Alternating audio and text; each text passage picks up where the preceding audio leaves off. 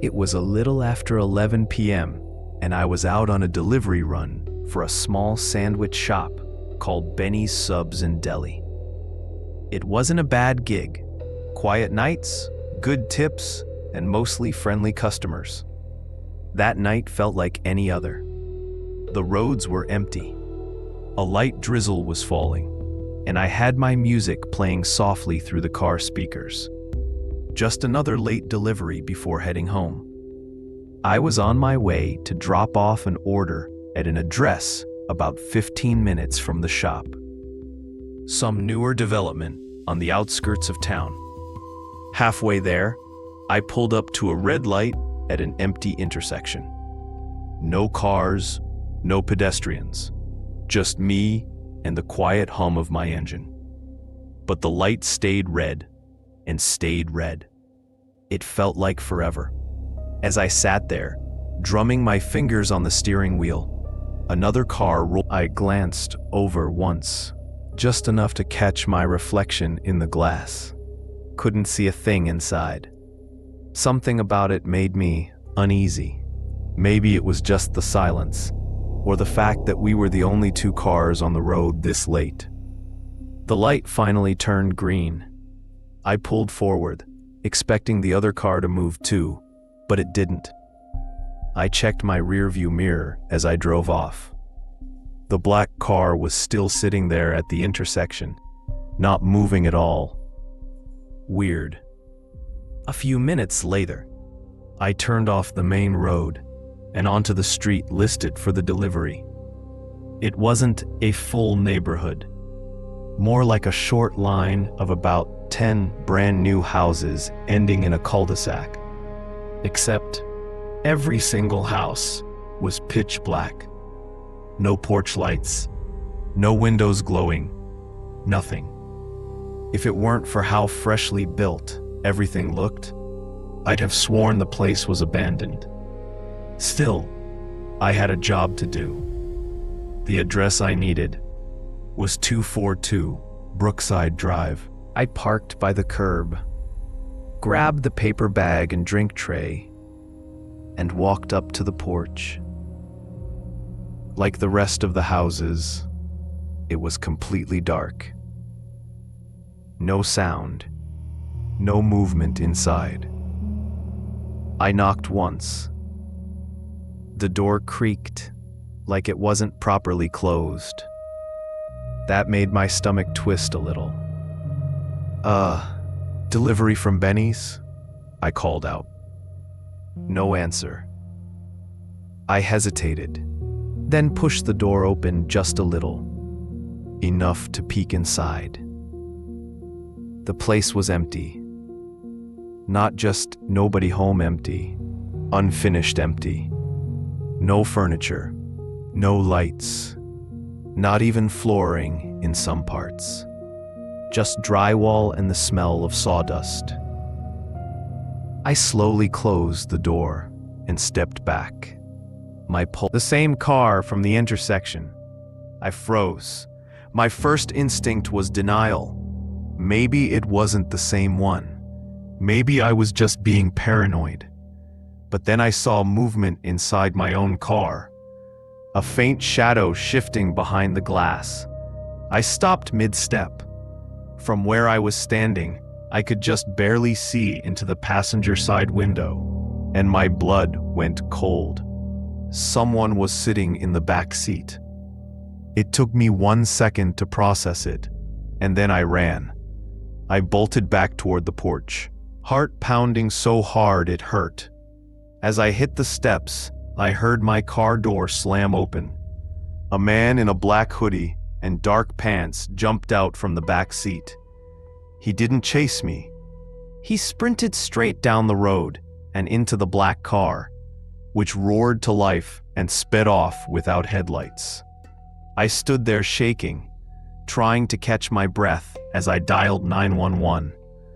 I probably could have gotten in my car and driven away, but at that point, I was too terrified to even think straight. When the police arrived, they checked the house, and that's when I learned something that made my skin crawl even more. Every single house on that street was unoccupied. They were all newly built, not yet sold or lived in. Whoever that man was, he'd used a fake name and a fake address. He'd been targeting delivery drivers, ordering food to empty locations, then waiting for them to arrive.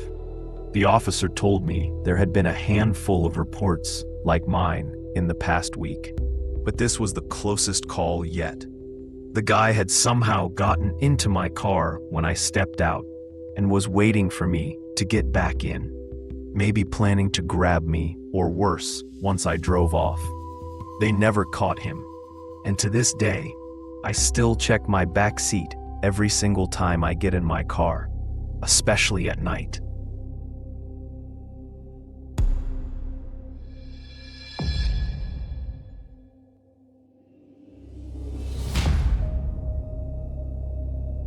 It was mid-January, and the snow hadn't stopped falling for days.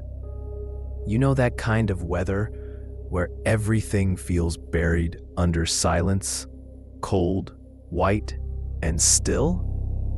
That was my reality for a week straight. I work from home, thank God, so I didn't have to deal with driving in it, aside from the occasional grocery run or taking my dog, Gracie, outside. Most days, I just stay warm inside, watching the snow stack higher against the windows. This particular day had been long. My internet was barely holding up during Zoom meetings, cutting in and out every few minutes. By the time 6 p.m. hit, the connection completely dropped. I decided that was the universe telling me to call it a night. The sun had already gone down, and the wind outside sounded like it could cut through metal. Still, I bundled up and took Gracie out for a quick bathroom break. As soon as we stepped outside, the cold hit me like a punch to the face. The air was sharp, the snow blinding under the streetlights, and that's when I noticed him. A person standing near the road, not walking, not shoveling, not doing anything, just standing there. Even from a distance, something about him felt off. No movement, no reason to be there in weather like this. I didn't stay out long enough to figure it out. I hurried Gracie back inside, locked the door, and wrapped myself in a blanket on the couch. The local news was on, mostly weather updates, warnings about the roads, just background noise, really. A few minutes later, Gracie perked up. Her ears stood straight, her head tilted toward the front door. Then she started growling, that low, steady growl that tells you she means business. My stomach tightened. I walked to the door and peeked through the side window. There was someone outside, the same man I'd seen earlier. Now he was pacing slowly across my front patio, back and forth. I could see his boot prints in the snow, going over themselves, again and again. Then, without warning, he turned and disappeared around the side of the house. I stood there for a long moment, heart pounding, trying to decide whether to call the police. But what would I even say? A guy was walking around outside? Eventually, I convinced myself it wasn't worth panicking over. Maybe he was a neighbor, checking pipes, or some lost delivery driver. The rest of the night was quiet. I took Gracie out once more before bed, around 10. It was even colder by then, and the snowfall had picked up again.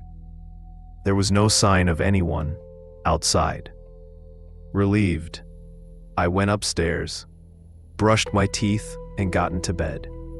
Gracie curled up by the door, like she always did. I must have been half asleep when I noticed her move. She got up suddenly, silent but alert, staring at the door. Her tail tucked under, ears forward, completely still. "Gracie," I whispered. She didn't even look at me. That's when I felt it. That quiet, awful awareness that something was wrong. I slipped out of bed and crept over to the door, pressing my ear against it. Nothing, just the faint howl of wind through the cracks of the old windows. I reached for the lock, ready to open it just a crack, and froze. The doorknob started to turn, slowly, back and forth. Someone on the other side was trying to open it. I just stood there, watching the metal twist under their hand, frozen in disbelief. My heart was beating so fast it hurt. They twisted harder, the sound of the latch rattling. They knew I was in there. I backed away slowly, then ran for my phone on the nightstand. As soon as I started moving, the noise stopped. The doorknob went still. But whoever was out there hadn't left. I could feel them, standing in that hallway. They never found the guy. No broken windows, no stolen items, nothing missing at all. The officer said it looked like he hadn't come to rob me. He'd come looking for me. That thought still keeps me up some nights. If Gracie hadn't been there, if she hadn't woken me up, I might have opened that door, and I don't think I'd be here to tell you this story.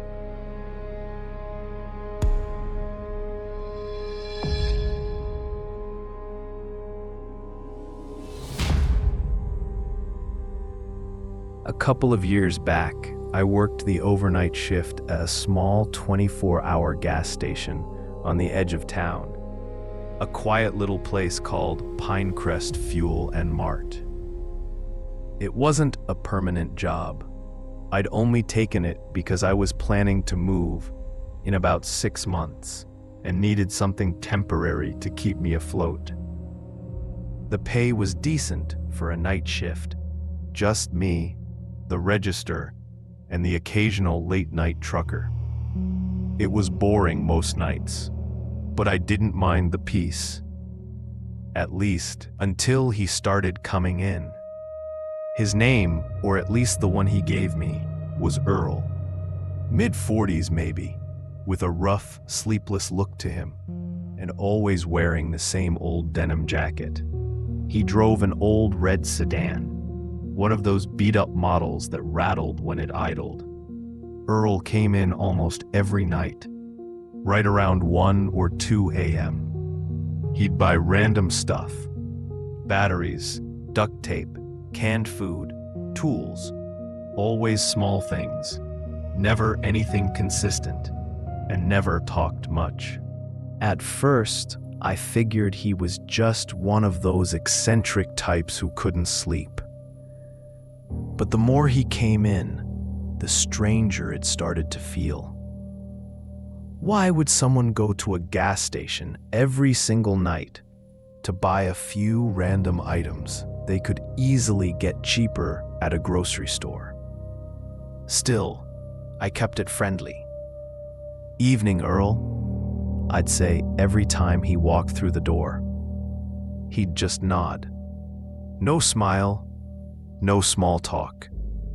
Just those tired eyes and that quiet voice. Then came that night. It was a Thursday, around 1 a.m. The parking lot was empty except for a few trucks across the street. I was scrolling through my phone behind the counter when I heard the familiar rattle of Earl's car pulling up. But this time, something was different. He got out of the car fast. His clothes were soaked in sweat, and he looked panicked. He stormed through the aisles like he was searching for something, checking shelves, mumbling to himself, pacing back and forth. When he finally came up to the counter, He slammed something down hard. It was a padlock, the kind you'd use to secure a gate or a bike chain. Evening, Earl," I said, trying to sound casual. "New bike or something?" He didn't even look at me. His hands were shaking as he pulled out a wad of crumpled bills and tossed them on the counter. I rang him up in silence. The whole time, I felt this weird knot in my stomach, that gut instinct that something's not right. He grabbed the lock, stuffed it in his jacket pocket, and rushed back to his car. No goodbye, no eye contact, just gone. I stood there staring out the window for a while after he left. My mind was racing, trying to rationalize it. Maybe he did buy a bike, or maybe someone tried to break into his place. But deep down, it didn't feel like that. After that night, he stopped coming in. For almost a week, no sign of him. Honestly, I was relieved.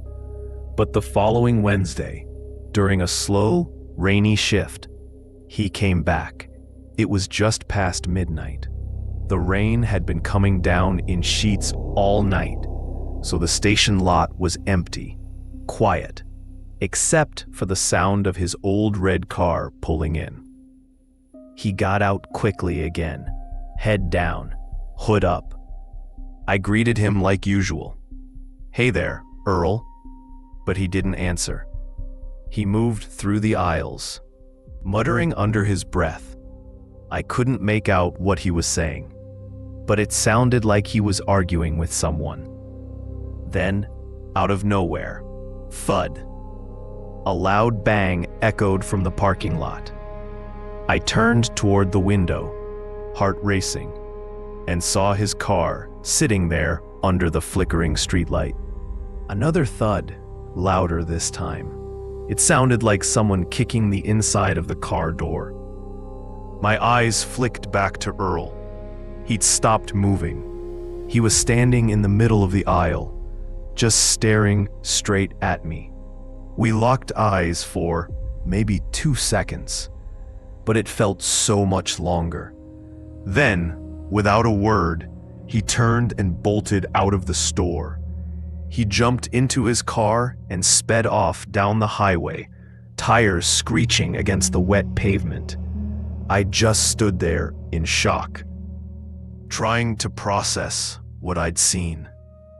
After a few moments, I grabbed my phone and managed to snap a quick picture of his license plate before the taillights disappeared into the rain. Something in my gut told me to call the police, and thank God I did. About an hour later, while I was still on shift, they called me back. They'd traced the plate to a property on the edge of town, a small cabin Earl had just rented less than a week ago. When they got there, they found a woman. She was alive, terrified, but alive. He had kidnapped her. Turns out, Earl wasn't even his real name.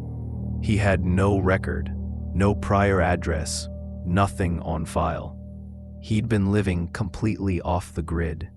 The police said the padlock he bought from me was found on a chain attached to a basement door. If I hadn't called it in that night, if I hadn't taken that photo, they might not have found her in time. He's behind bars now, for good, but I still think about all the nights he stood right in front of me, calm as could be, buying random items, one at a time, while that poor woman was locked away somewhere, waiting to be found.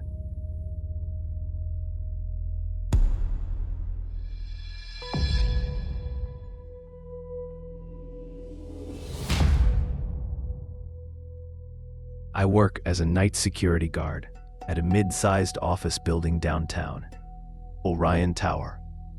It's not one of those fancy high-rises or anything, just 12 floors of offices for different companies. But it sits right in the middle of the city, and around here, that's not always a good thing. Crime's gotten worse lately. Break-ins, thefts, people sleeping in the stairwells. So yeah, we take security seriously. Normally, I have a partner with me on night shifts, but this month, I was covering solo while the company trained a new guy. Didn't bother me much. Being alone made the nights long and boring, but I'll take quiet over annoying company any day. It was about 2 weeks into my solo rotation when things started to get weird. I was making my rounds outside one night around midnight. Everything was calm, just the hum of traffic from a few blocks over. Then I noticed them. 2 men standing across the street, half hidden in the shadows. ... They weren't moving, just standing there, facing the building, facing me. At first, I thought maybe they were waiting for a bus or just cutting through. But after a minute of staring, I started feeling uneasy. Something about their stillness didn't feel right. By the time I came back around on my next patrol, they were gone. I brushed it off, made a note of it in my log, and finished the shift without any other issues. A few nights later, though, they were back. Same spot, same posture, just standing in the dark across the street. That's when I decided to change things up. Instead of ignoring them, I stayed outside, pacing the edge of the lot where they could see me. I figured if they realized I was paying attention, they'd take off. And after about 5 minutes, they did, quietly walking away into the dark. I stayed out there for another 10 minutes to make sure they were gone, then headed back inside to the break room. It was about 1 a.m., so I sat down to eat my lunch, microwave noodles, scrolling through my phone. Same routine as always. Then I heard it. A sound from the hallway. Faint, like metal scraping or something shifting. I froze, listening. After a few seconds, it stopped.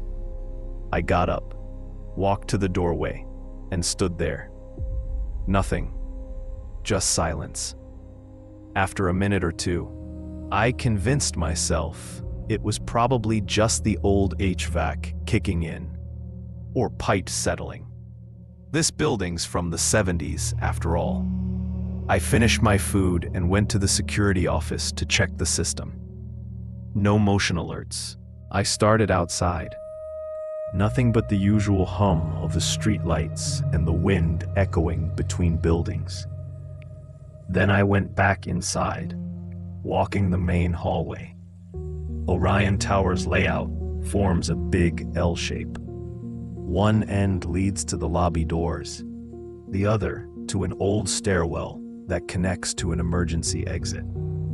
That stairwell door is ancient, heavy metal, painted gray, original to the building. Because it's so old, the alarm system doesn't connect to it. To keep it secure, the company added a massive padlock to the outside, a literal chunk of steel bolted through the handle. Except, when I reached the end of the hallway that night, the lock was gone, snapped clean in half. The heavy door was open just a crack, swaying slightly. I froze. My mouth went dry instantly. There was no mistaking it. Someone had broken that lock recently, and that meant they were, or had been, inside. I backed away, trying not to make noise, and hurried to the security office. I pulled up the camera feeds, scrolling back through the last hour. There I was, on screen, standing outside earlier, watching those 2 men across the street, and then, there they were. Right after I went inside to the break room, they walked around the back of the building. One of them pulled out bolt cutters. The other held a flashlight low, shielding it with his hand. They snapped the padlock and slipped in through the stairwell door. My heart was pounding as I scrubbed through the footage. While I was sitting in the break room, eating lunch, they were creeping through the dark hallways, inside the building with me. At one point, I walked right past one of them. He was on the other side of a door, maybe 2 feet away, holding perfectly still. That noise I heard earlier, it wasn't the HVAC. It was one of them bumping into a desk while trying to hide. I watched the footage until I saw myself leave the building again for another patrol. That's when they slipped out the back door and disappeared into the night. Both of them were armed. You could see outlines of knives or maybe small guns on their belts. It was clear they hadn't come to steal random stuff. They were there for something specific.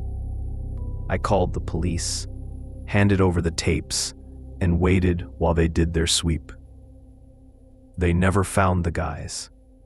The cameras were too grainy, the faces covered.